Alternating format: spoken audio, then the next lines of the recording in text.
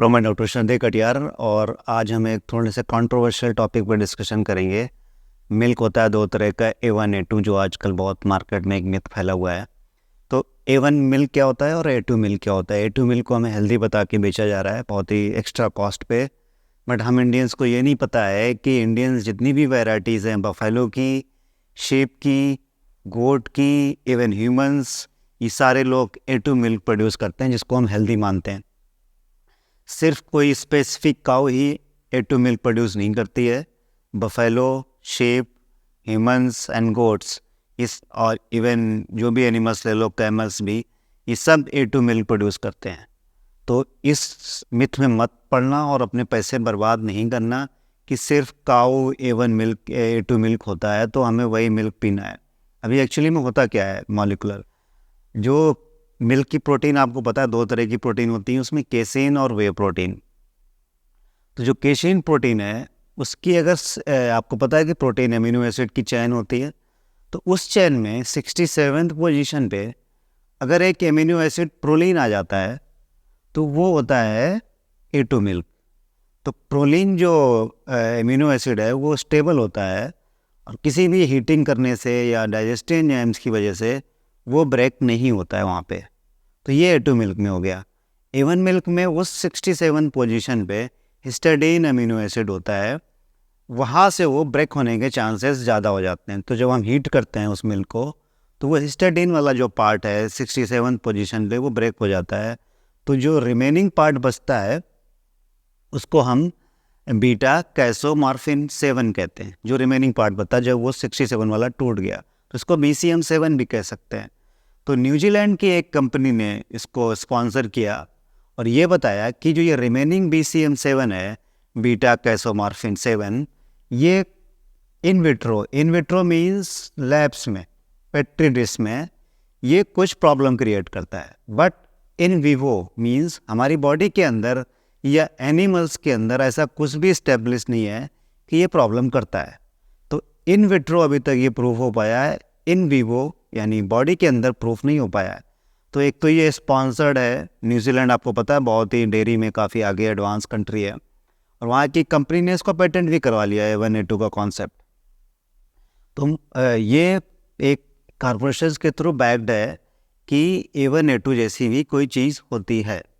Luckily अगर ये होती भी है तो हमारे कंट्री में ज़्यादातर एनिमल्स जो है ना वो A2 मिल्क ही प्रेफर करते हैं। मेरा प्रेफरेंस हमेशा आइदर गोट मिल्क और बफेलो मिल्क पे होता है। अगर गोट मिल्क इतनी अवेलेबिलिटी नहीं है तो आप बफेलो मिल्क पे भी जा सकते हो, उसमें कोई भी हार्मफुल चीज़ नहीं है बफेलो मिल्क में। दूसरा, A1 A2 कुछ लोग घी खरीद रहे हैं। अब जैसा मैंने पहले भी बोला आपको कि केसिन प्रोटीन, तो घी तो 100% फैट है। तो A1 A2 घी खरीदने का क्या लॉजिक है, मुझे अभी तक समझ में नहीं आया। जब A1 A2 का डिफरेंशिएशन ही प्रोटीन की बेसिस पे होता है या केसिन प्रोटीन की बेसिस पे होता है, तो घी में तो प्रोटीन है नहीं, केसिन प्रोटीन ज़ीरो है, प्रोटीन ज़ीरो है घी में, तो फिर A1 A2 घी का कोई कॉन्सेप्ट ही नहीं हुआ। तो ज़्यादा प्राइस आपसे ले सकें, आपसे एक्स्ट्रा मनी ले सकें, इसलिए ये सारा प्रोपेगेंडा सोशल मीडिया पे पहले फैलाया गया और व्हाट्सएप के थ्रू फैलाया गया कि आपको A2 लेना है और वो भी काऊ का लेना है। एक्चुअली में बफेलो मिल्क ही A2 है, तो हम बफेलो का क्यों ना पिएं? तो कुछ लोग कहते हैं कि बफेलो का मिल्क हैवी होता है, वो जो लोग बहुत मेहनत का काम करते हैं उनके लिए होता है। मुझे ऐसा कुछ भी नहीं लगता कोई मेहनत का काम करता है तो उसके लिए बफेलो मिल्क चाहिए, ऐसा कुछ भी नहीं है।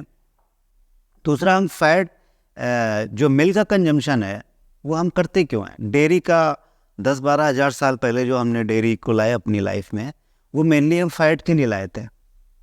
एक मिल्क जो है ना वो फैट का गुड सोर्स है, सेकेंडरी इज प्रोटीन। इसीलिए हमारे कल्चर में बिलोना मेथड डेवलप किया गया टू एक्सट्रैक्ट दैट फैट। जो मिल्क की सबसे अच्छी चीज़ है वो उसका फैट है, तो उस फैट को मिल्क से हम कैसे निकाल पाएँ, इसके लिए बिलोना मेथड आया। आज भी गांव में, हरियाणा, पंजाब में आप चले जाओ तो गांव की औरतें भी वहाँ से वो फैट निकाल रही होती हैं। तो A1 A2 का कॉन्सेप्ट एक तो फैट पे लागू नहीं होता, घी पे लागू नहीं होता, और अगर लागू भी होता है तो इंडियन ब्रीड्स ज़्यादातर जो हैं, इवन काऊ भी, जो देसी काऊ है, बफेलो है, गोट्स हैं, ये सारे A2 मिल्क ही प्रोड्यूस करती हैं। इस वीडियो देखने के बाद आपको इस वाले स्कैम में नहीं फंसना है कि हमें A1 पे A2 मिल्क पे ज़्यादा पैसे स्पेंड करने हैं। आप सिंपल करना, सिर्फ बफेलो का मिल्क ऑर्डर करना, बफेलो का घी खरीदना और बफेलो के ही सारे प्रोडक्ट खरीदना। इस हमारे इंडियन कल्चर में बफेलो ही मिल्क ही सबसे ज़्यादा इवन पुराने टाइम में ही चलता था। गाय का आपको शायद ना पता हो, गांव में लोग जानते हैं कि काऊ मिल्क इतना ज़्यादा प्रोडक्शन कभी नहीं हुआ इस कंट्री में, not more than 20-30%। Buffalo milk he main supply का एक ज़रिया था। तो आप बिना किसी डर के बफेलो मिल्क के प्रोडक्ट्स और बफेलो मिल्क का कंजम्पशन कर सकते हैं। और मेरा सजेशन ये रहता है कि लोग मिल्क कंजम्पशन ना करें, उसके जो प्रोडक्ट्स होते हैं डेयरी के वो कंज्यूम करो आप, तो ज़्यादा उसके साइड इफ़ेक्ट या एलर्जी वाले इफ़ेक्ट नहीं आते हैं। तो ये वीडियो देखने के लिए धन्यवाद। और मुझे लगता है कि आप इस वीडियो देखने के बाद आपके बहुत सारे जो मिथ थे A1 A2 के वो अब क्लियर हो गए होंगे। तो इसको लाइक, शेयर और सब्सक्राइब ज़रूर कर देना। Thank you very much.